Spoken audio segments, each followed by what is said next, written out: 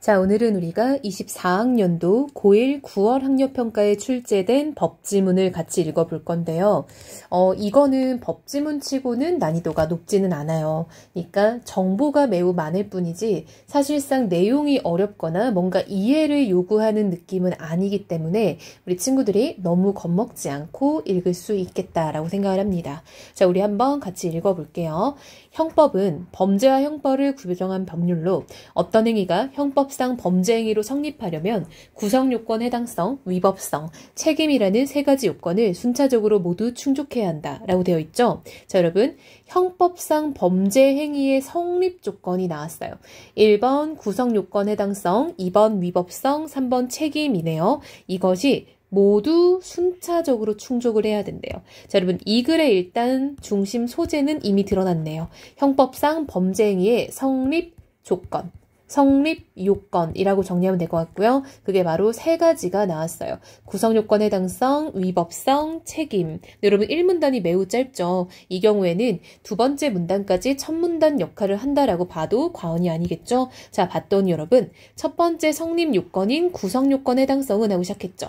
자, 여러분 우리가 먼저 한번 쓱 지문을 볼게요. 두 번째 성립 요건인 위법성 나왔죠. 세 번째 성립 요건인 책임 나왔죠. 아, 이렇게 하나하나 설명을 하고 있구나라고 글의 흐름을 미리 보고 나면 조금은 우리가 편한 마음으로 읽을 수 있겠죠. 다만 좀 불길한 건 뭐냐면 1문단에서 형법상 범죄 행위의 성립 요건을 얘기하길래 이게 중심 내용인 줄 알았더니 이게 바로 2문단에서 끝나버렸죠. 그 말인즉슨 2문단 이후에는 또 다른 얘기가 나오는 건데 아직 그 얘기가 뭔지 우리가 안 읽었잖아요. 아, 이러면 좀 골치가 아플 수 있겠다라고 생각할 수 있겠죠. 자, 첫 번째 성립 요건인 구성요건 해당성 다시 이어서 읽어볼게요. 어떤 행위에 대한 구체적인 사실이 형법상 규정된 범죄의 유형에 해당하는 것을 말한다. 자, 그럼 이게 무슨 말이냐면요. 어떤 행위가 즉 형법상에서 말하는 범죄의 유형에 들어맞아야 된다라는 거예요. 즉 여러분 이게 바로 뭐에 대한 이야기냐면 우리나라는 죄형 법정주의라는 게 있어요. 즉 이게 무슨 말이냐면 우리가 죄라고 부르려면 그거는 법에 정해져 있어야 된다라는 거예요. 한마디로 법에 정해져 있지 않으면 그게 우리가 봤을 때 아무리 나쁜 걸로 보여도 범죄가 아닐 수 있다라는 거예요. 여기도 마찬가지죠. 어떤 행위에 대한 구체적인 사실이 범죄 유형에 해당해야 된다. 한마디로 그게 법적으로 범죄로 보여야 한다라는 거예요. 여러분 이때는요. 이야기를 좁히는 부사어예요. 구성요건으로는 행위와 결과를 요구하는 경우에 구성요건상 행위와 결과 간의 인과관계도 인정돼야 된대요. 아, 여러분 이게 어떤 그 행위와 결과에 인과관계가 있다라는 것도 드러나야 이게 구성요건의 해당성이 되는구나라는 거예요. 자, 두 번째 위법성은 전체 법질서에 위배된다는 가치 판단, 이걸 위법성이라고 하는데 어떤 행위가 구성요건에 해당하는 행위이면 일반적으로는 위법성이 추정된다. 자, 여러분 첫 번째 구성요건 해당성 자체가 여러분 법적으로 그것이 범죄다라는 얘기잖아요. 그렇죠? 이게 법적으로 범죄로 해석되는 거죠. 그러면 일반적으로 위법성은 추정이 된대요.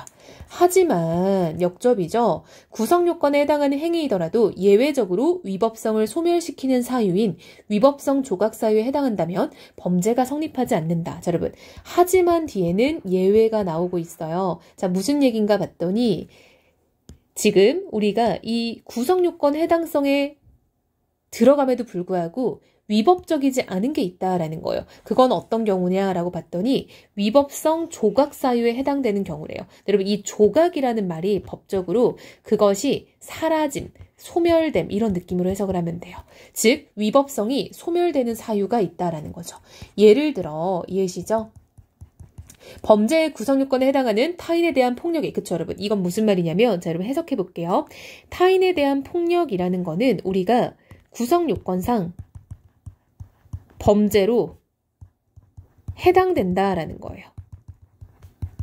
즉 이거는 폭력은 범죄로 규정이 되어 있어요. 그러니까 1번 조건은 충족이 된 거야. 하지만 이게 정당방위였다라는 거죠. 그렇다면 이거는 위법성이 조각되어서 범죄라고 안 본다라는 거예요. 즉 우리가 사람을 때렸어. 그거는 범죄야. 하지만 이게 나를 지키기 위한 정당방위였다라고 한다면 그게 위법성이 조각되는 사유가 된다라는 겁니다. 자, 세 번째 성립 요건인 책임은 행위자에 대한 사회적 비난이 가능하다라는 성질이 바로 책임이래요. 어떤 행위가 구성요건에 해당하는 위법한 행위라도 행위자에 대한 사회적 비난이 가능하지 않다라는 거는 달리 말하면 책임의 여지가 없다라는 거겠죠. 그래서 이거는 책임이라는 것이 해당되지 않는다면 이것은 범죄가 되지 않는다. 이때 이야기 좁히는 거죠. 행위자에 대한 책임을 물을 수 없는 사유인 책임조각 사유 역시 형법에 규정되어 있는데 그 예로 강요된 행위가 있다라고 되어 있죠. 즉 여러분 여기도 비슷한 말이 나왔어요. 책임조각 사유가 있으면 책임이 없다라고 보는데 그 중에 하나의 예가 강요된 행위래요. 한마디로 우리가 예를 들면 범죄 구성요건 해당성이 성립이 된 거야. 예를 들면 폭력이라고 해볼게요. 즉 폭력은 우리가 구성요건 해당성에 성립이 되죠. 하지만 이게 누군가에 의해서 강요된 행위였다라고 한다면은 이거는 그 사람이 어쩔 수 없었네. 책임 조각 사유가 된다라는 거죠. 따라서 이 경우에는 범죄라고 안 본다라는 겁니다. 자, 그럼 여기까지가 형법상 범죄 행위의 성립 요건과 그의 어떤 반하는 예외들이 지금 나왔어요. 아직 2문단밖에 안 됐는데, 그쵸? 자, 3문단 가볼게요. 형법에서 다루는 범죄는 고의범과 과실범으로 나눌 수 있다. 범죄는요, 고의범이 있고 과실범이 있다. 여러분, 이런 거 우리가 나눠서 보는 걸 분류라고 하죠. 자, 여러분, 쌤이 여기 옆에 빈 곳에다가 이 글의 흐름을 한번 정리해 볼게요. 자, 우리가 지금 보고 있는 건 뭐냐면요. 형법상 범죄가 어떨 때 과연 성립할까? 라는 걸로 지금 이야기가 시작을 했어요. 그래서 세 가지가 있었죠. 지금 첫 번째가 구성 요건의 해당성인데 이건 쌤이 말한 것처럼 죄형 법정주의식 요건이었어요. 한마디로 범죄에 규정되어 있어야 범죄다라는 거야. 법의 범죄라고. 두 번째는요. 위법성이죠. 즉 이거는 우리가 사회 질서에 어긋나는지였죠. 세 번째는 책임이었어요. 사회적으로 비난받을 만한 일인가. 이 세 가지가 순차적으로 모두 충족이라니까 이거는 AND 조건이에요. 이 모든 게 다 충족되면 그게 바로 뭐다? 범죄가 된다라고 했었어요. 자, 근데 이러한 범죄에는요. 또 두 가지가 있대요. 자, 지금 첫 번째는 뭐였어요? 자, 첫 번째는 고의범이 있었고요. 두 번째는 과실범이 있었어요. 고의의 범죄와 과실의 범죄가 있구나라고 범죄의 유형을 나눠서 설명하고 있다라는 거죠. 이런 걸 우리가 분류라고 합니다. 분류. 범죄는 범죄인데 하나는 고의범이고 하나는 과실범이 되는 거죠. 그쵸? 얘는 이렇게 동그랗게 안 될 때가 있더라고요. 그쵸? 지워지지도 않네? 진짜 이상한 일이죠. 그쵸? 자, 요렇게 분류의 방식으로 쓰였다라는 거 알 수 있죠. 자, 여러분들 쌤이 늘 하는 말이 있어요. 분류가 시작되면 우리는 공통점과 차이점에 주목을 해야 돼요. 자, 여러분 일단 고의범도 범죄고 과실범도 범죄예요. 맞죠? 자, 여러분 그 말인즉슨 우리가 간단하게 볼 일이 아니라 어떻게 봐야 되냐면 과실범도 범죄니까 구성요건의 해당성을 다 맞췄고 위법성 맞췄고 책임 맞췄겠죠. 자, 무슨 말이냐면 어쨌든 범죄라는 거는 이 세 가지가 모두 다 충족이 돼야 된다라는 거잖아요. 그쵸? 요게 충족되고 요게 충족되고 요게 충족돼야 범죄가 돼요. 근데 이때 고의범일 수도 있고 과실범일 수도 있다라는 거죠. 그래서 이걸 우리가 잘 따라가야 돼요. 친구들이. 그래서 이렇게 어떤 게 나눠질 때는 그것의 첫 시작점은 뭔지를 체크해서 그걸 잘 확인을 해야 된다라는 거죠. 그럼 여러분 국어에서 선택지도 어떻게 만들어지냐면 결국 이렇게 만들어져요. 우리가 앞에서 실컷 읽었던 게 한 문장이 통째로 선택지에 나오는 게 아니라 추론적 사고를 요구하겠죠. 예를 들면 이렇게 나오는 거예요. 과실범은 구성요건의 해당성을 충족하였더라도 위법성 조각 사유에 의해 범죄가 아닐 수 있다. 이렇게 나오는 거예요. 그럼 사실 여러분 이 문장은 지문에 없었죠. 없었지만 우리는 과실범도 형법상의 범죄고 범죄라면은 저 세 가지를 충족하는데 그럴 때 예외적 조각사유가 있었지 라는 흐름으로 저 말이 맞구나 라는 걸 따라가야 된다는 거예요. 이해됐나요? 이렇게 출제가 되는 거예요. 자, 우리 마저 읽으러 가볼게요. 자, 형법상에서 다루는 범죄는 고의범과 과실범으로 나눠지는데 고의범이라는 거는 행위자가 죄를 범할 의사를 가지고 저지르는 범죄다. 즉 고의다라는 거죠. 의도가 있다는 거예요. 범죄 사실의 발생 가능성에 대한 인식도 있고요. 범죄 사실이 발생할 위험을 용인하는 마음속의 의사도 가지고 있는 미필적 고의에 의한 범죄 역시 고의범에 포함되고 있대요. 자, 여러분 이게 무슨 말이냐면요. 첫 번째, 이게 범죄 사실이 발생 가능하다라고 인식해. 그럼 당연히 고의죠. 이건 너무나 의도적인 거죠. 자, 그런데 이 뒤에 나와 있는 내용은 미필적 고의에 대한 내용이에요. 자, 미필적 고의를 뭐라고 설명하고 있냐면 범죄 사실이 발생할 위험을 용인하는 마음속의 의사를 가지고 행동한다. 이것도 고의다. 근데 여러분 이게 설명이 너무 부족해. 자, 이게 무슨 느낌이냐면요. 자, 일단 여기다 한번 정리해 볼게요. 고의범은요. 아주 명백한 의도와 그냥 명백한 고의와 이건 쌤이 그냥 이름 붙인 거예요. 미필적 고의로 나눠지는 건데 예를 들자면 이런 겁니다. 명백한 고의는 내가 총을 쏴요. 근데 딱 내가 목표로 한 A라는 사람을 향해 총을 쏘는 거예요. 자, 근데 미필적 고의는 뭐냐면 내가 총을 쏴요. 총이 위험하다는 걸 알죠? 그리고 여기는 사람들이 많이 다니고 있어. 그럼 내가 총을 쐈을 때 누군가 다칠 수도 있지 라고 생각하고 총을 쐈는데 실제로 그 사람이 총을 맞은 거예요. 누군가가. 이런 게 미필적 고의다라고 느낄 수 있어요.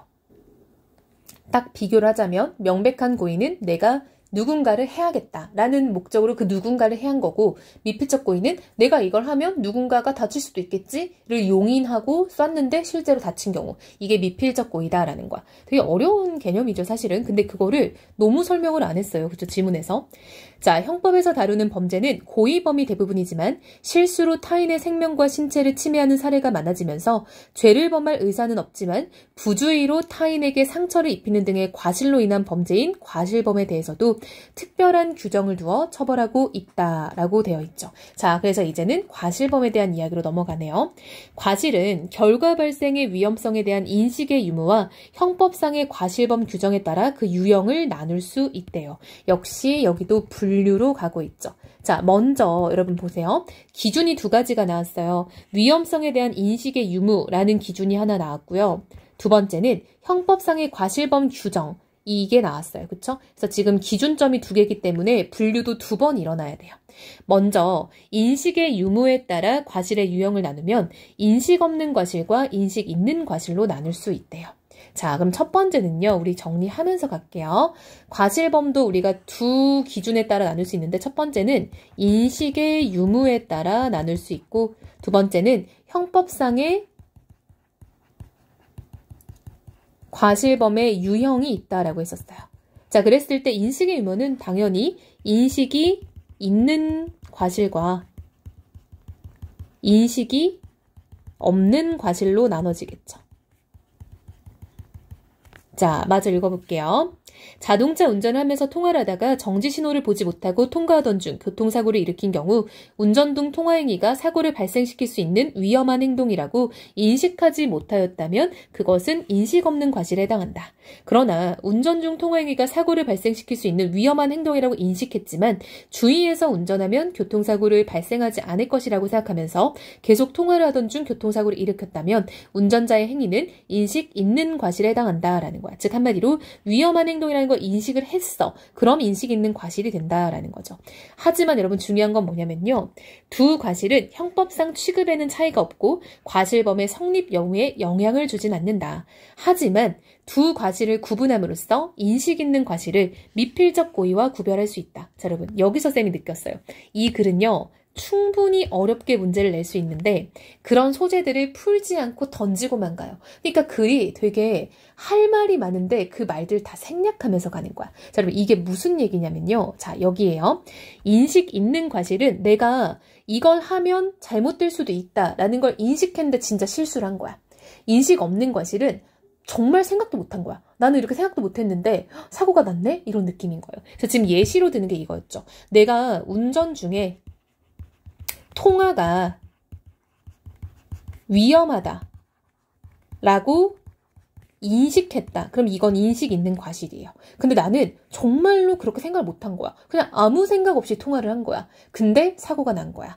이 경우가 인식 있는 과실과 없는 과실이죠. 근데 여러분, 뭔가 일이 났을 때 경찰서에 가서 이제 진술서를 쓸 거 아니에요. 그럼 경찰이 물어보겠죠. 운전 중에 통화하면 위험한 거 알고 있었어요? 없었어요? 이러면 사고를 친 사람 입장에서 무서우니까 정말 몰랐어요 라고 대답을 하겠죠? 제가 위험할 줄 알았는데 그냥 했어요. 이렇게 말할 사람 아무도 없잖아요. 한마디로 이 인식 있는 과실과 없는 과실은 그 사람이 그렇게 주장하든 안 하든 간에 이거는 범죄 처벌에 영향을 안 미친다는 거예요.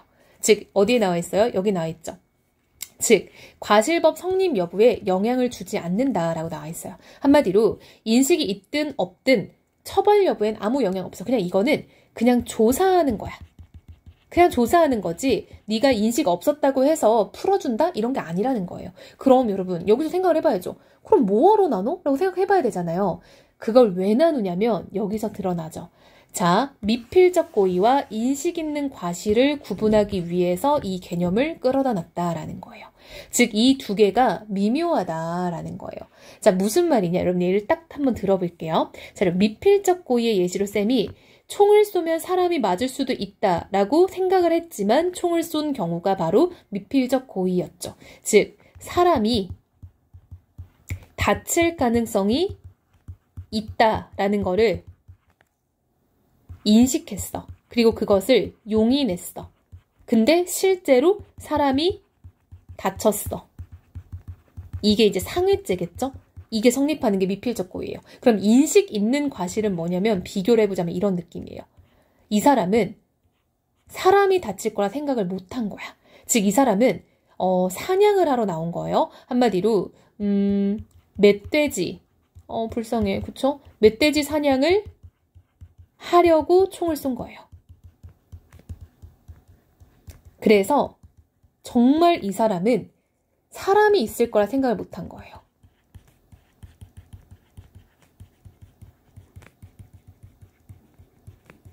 그러니까 사람이 다칠 거다라고 생각을 못한 채로 총을 쏜 거죠. 근데 이런 생각을 하는 거야. 즉 사람이 있긴 있어. 주변에 있기야 하겠지. 왜냐면 숲이니까. 있기야 있는데 내가 너무 훌륭해서 그쵸? 훌륭한 자기 솜씨를 믿고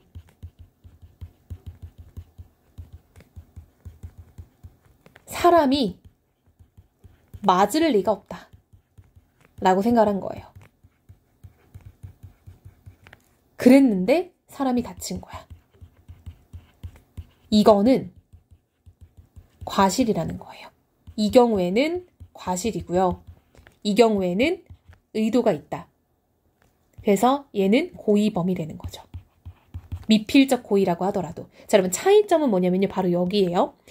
얘는 사람이 다칠 가능성을 용인한 거고요. 여기는 사람이 맞을 리는 없어 라고 생각을 한 거예요.